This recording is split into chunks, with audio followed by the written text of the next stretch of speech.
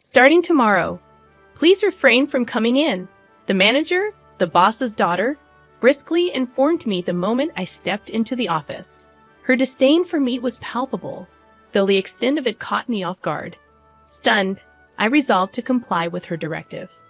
Days passed, each one marked by the manager's relentless antagonism towards me. Assigned to the planning department, a position I had eagerly sought since joining the company, I devoted myself diligently to my tasks, yet my efforts were constantly undermined by the manager, who, being the president's daughter, wielded unchecked authority. One morning, summoned by the manager, I found myself subjected to her condescending scrutiny. "Do you even know why you're here?" she sneered. Her contempt for my alma mater, repeatedly dismissed as low-ranking, permeated her every word. The sense of alienation among my colleagues compounded my discomfort. "Effective immediately, your presence here is no longer required," she declared, her tone dripping with disdain. Her entourage echoed her derision, amplifying my humiliation. "Am I being fired?" I ventured, my voice betraying a mix of disbelief and resignation. The manager's response, laced with arrogance, left no room for doubt. Resigned to my fate, I swiftly completed the necessary resignation formalities. Months later, settled into a new role at a different company, I was inundated with pleas from my former employer to return. The president's desperation contrasted starkly with the manager's callous indifference. Reluctantly, I reached out to the president, who implored me to reconsider. Despite his earnestness, I couldn't overlook the systemic injustice I had endured. The company's pleas fell on deaf ears as I resolved to forge ahead without looking back. "I am no longer associated with that company," I asserted, my intention to end the call evident. "We can sort this out if we talk. I'll bring my daughter along next time so we can discuss this." The president countered before I disconnected without a reply. I intended to call back later. Upon arriving at work, I was informed of visitors. Doubtful, I made my way to the reception room, only to find the former company's president and the manager waiting. "You really came, and how do you know I'm working at this company?" I questioned, surprised. "The company I currently work for is a rival of my previous one." "Hey Ben, I used my connections to find you." "For now, just take a seat," the president insisted.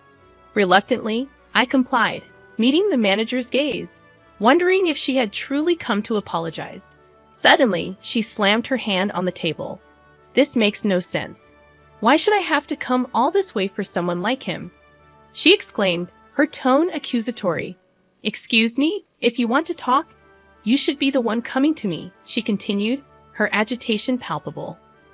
Far from apologizing, she was yelling at me.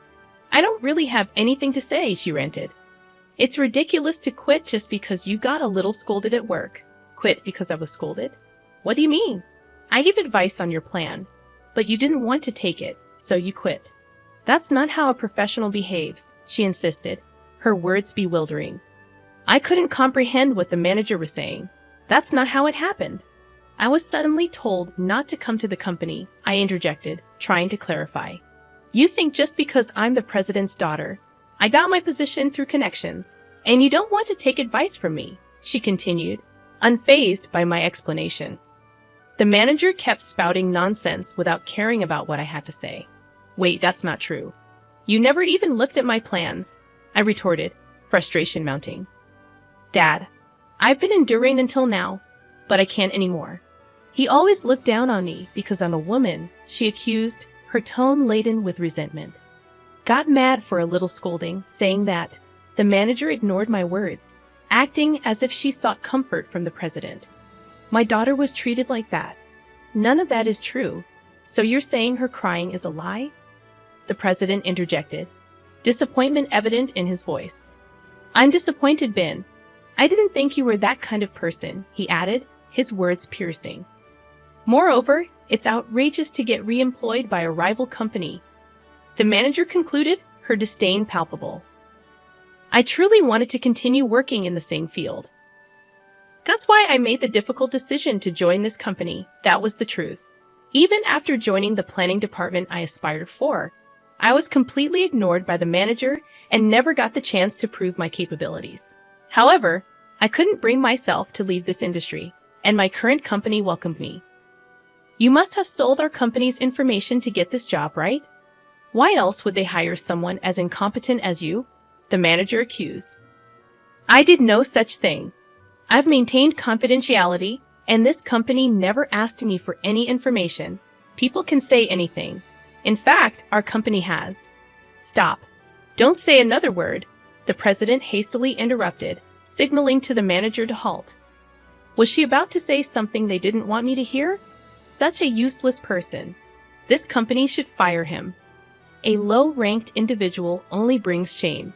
If Ben apologizes, I might consider taking him back. I'll even reassign him to the planning department if he wishes. For now, we don't need someone like him. Just bear with it and continue as usual. We'll manage. Then, I want a raise.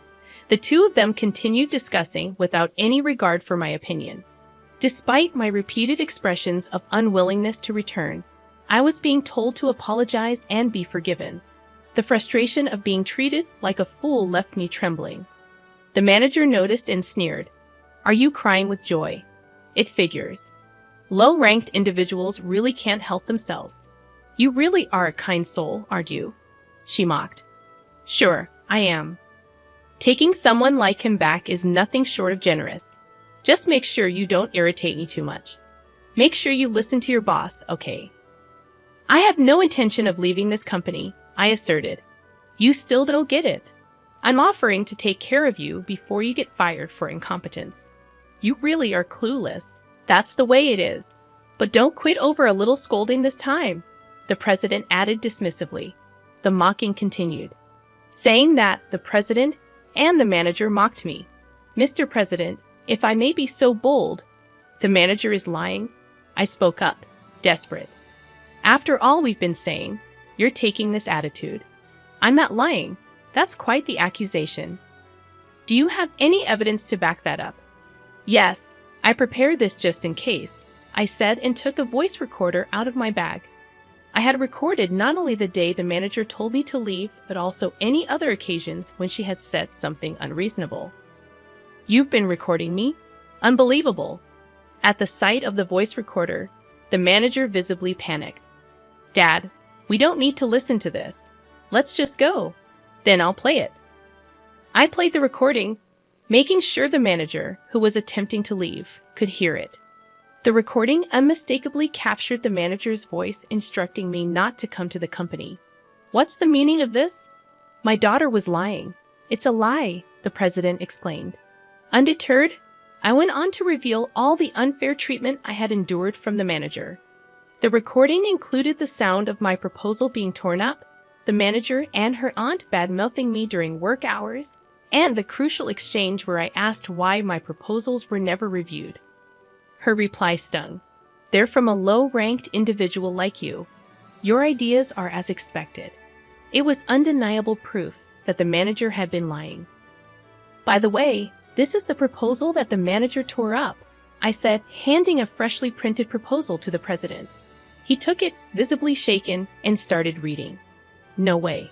It's the plan for the hit product this company is currently selling, he explained. This project was one I had poured my heart and soul into, hoping for the manager's approval, but all my efforts had been in vain. The proposal was torn up without even being read. Why did you reject this proposal? You didn't even look at it, I demanded. The manager shrugged it off. Well, his proposals were always so pathetic. I thought there was no need to read them. It's his fault for always behaving badly. I wasn't satisfied and handed another set of documents to the president. Most of them were products developed since I moved to my current company, so it's all true, I explained. These were Ben's plans, the president confirmed. Yes, I worked hard, hoping to be recognized by the manager, but not once did she look at my proposals. I questioned the manager's actions, bewildered by the disregard for my efforts. I'm not the one at fault here, the manager retorted. The president, regaining his composure, addressed the potential copyright violation. Wait, these plans were all developed by this company, right? That's a violation of copyright law. What are you going to do about that? Indeed, if we sue, we'll win, right? He challenged. The president, who had been flustered until then, suddenly seemed to regain his composure and retorted. The manager looked at me as if to say she'd gotten the upper hand. "Manager, don't you remember?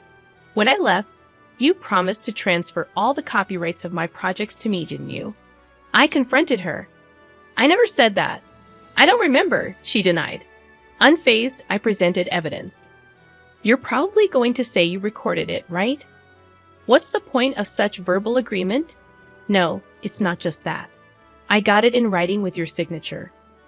I said that. I began, presenting a piece of paper to the manager. It clearly stated that the copyrights belonged to me, acknowledged and signed by her. "What? I don't remember signing this." The manager seemed flustered upon seeing the document. "When I submitted my resignation paperwork, I included this document and got your signature on all the papers. That's sneaky. Making me sign something hidden," I accused. "If it wasn't hidden, didn't you even read the documents you were signing?" I pressed. The manager's face turned pale. "Oh no, this document states I hold all the copyrights." "I see, I understand. It seems my daughter was really in the wrong," the president interjected, casting a disapproving glance at the manager. "Dad, don't say such terrible things. Shut up." "Do you have any idea how much profit you've cost us?" the manager retorted. Ignoring her outburst, the president turned to me. "Ben, won't you please consider coming back to our company? I promise to offer you a higher position than before, one better than your current company can provide." "What about me then? You were not ready for the manager position." "Start from the beginning again." The president's words made the manager crumble. But such things no longer mattered to me. The president was desperately trying to win me over. "So, what do you say? Have you changed your mind about returning?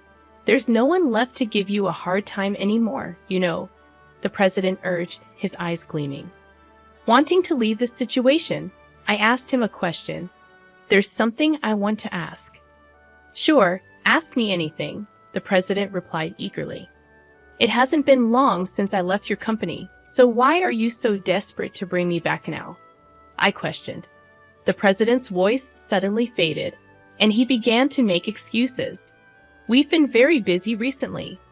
I thought about addressing it sooner, but I couldn't find the time. Sorry," he stumbled over his words. I didn't miss the president's eyes darting around as he made excuses. "Is that so? Because it seemed like you were mostly playing golf when I was working there," I remarked pointedly. "That was necessary for business networking. If you want, I can take you with me from now on," the president offered. "No, that's all right. Feel free to reach out anytime," I declined. "You're going to be our star player from now on," the president continued, talking as if my return to the company was a foregone conclusion, though he was making concessions. The pressure of not going against the president weighed heavily on me. "There must be a reason you want me back in the company so badly." "Reason? It's nothing grand. I just want to make things right for you, especially since my daughter caused you trouble." The president smoothly dodged the issue, but I could see through his facade. The president's real motive was clear, rendering this all a futile effort. Our company's performance had been growing, while his company had started to stagnate right after I joined. The products I planned hit the market successfully, skyrocketing sales, and rapidly increasing the company's reputation. I even got interviewed on TV as the planner. Compared to this thriving company, the president's company's performance had been lackluster. Being a traditional company, it failed to incorporate anything new and lacked buzz. Once seen as rivals, the difference between the two companies was now like night and day. "Did you see me on TV? Is that why you hastily contacted me?" "Well, what was it again? Didn't you realize I had left or that your company's performance wasn't growing until you saw me on TV?" I had a lot I wanted to say. Why did he ignore the harassment I was receiving? Why didn't he inquire when I had to leave abruptly for an unreasonable reason? But conveying that to the president now meant nothing. "There's no need for me to be involved anymore," I stated firmly. "Did you think I was unaware of everything? You're a spiteful person. Yes, our company is in a pinch. If you know that, come back quickly." The The president's tone turned accusatory. I have no intention of leaving this company, I affirmed. Are you defying me? I was the one who transferred you, a low-ranked college graduate, to the planning department. Are you repaying my kindness with betrayal? The president's words stung, but I remained resolute. I am grateful for being placed in the planning department and offered many ideas and response. However, it was the president's kin who refused to accept them. How dare you speak to me like that? As the president raised his voice, the door to the reception room swung open. Ben has been of great service to us, boss. We're in the middle of something. I can't have you entering unannounced. With all due respect, it's also a nuance for our company when you come without an appointment. Occupy the reception room and tie up our valuable employee. A person of your level shouldn't be so arrogant. Who do you think I am? I spoke firmly to the newcomer. My apologies. May I offer you my business card? My boss presented a business card to the president. The president snatched it, and his face turned pale as he read it. My father is busy, so I came in his stead. I will be serving as the CEO from next year. My boss, like the manager, was the son of the company's president and an extremely capable person set to become the new president next year. I had no idea. No problem. We're grateful for the talented individual you've provided us. The president bowed, and I felt a sense of puzzlement as to why he seemed so anxious. However, we will have to decline the collaboration project you proposed recently, my boss announced. What? You said you considered it to help our company, the president exclaimed. I did consider it. Even though it's a rival company, seeing a traditional manufacturer falter doesn't feel right. Then why? The president questioned, only to be interrupted. Seeing the character of you and your daughter, I couldn't bring myself to support you. Please reconsider, my boss explained. The president desperately apologized, and the manager seemed to finally realize the gravity of the situation. Please help me out here. I'm sorry, the manager pleaded. It's my boss's decision. There's nothing I can do, my boss replied firmly. After that, the president and the manager were escorted out by security guards. Ben, I believe in you. I'll be waiting, the president shouted as he left. I just watched him go. Later, I heard that the manager's company's performance continued to plummet, making management difficult. The calls kept coming after that day, so I changed my phone number. Meanwhile, the company I work for continues to grow rapidly. I want to keep working here for the foreseeable future.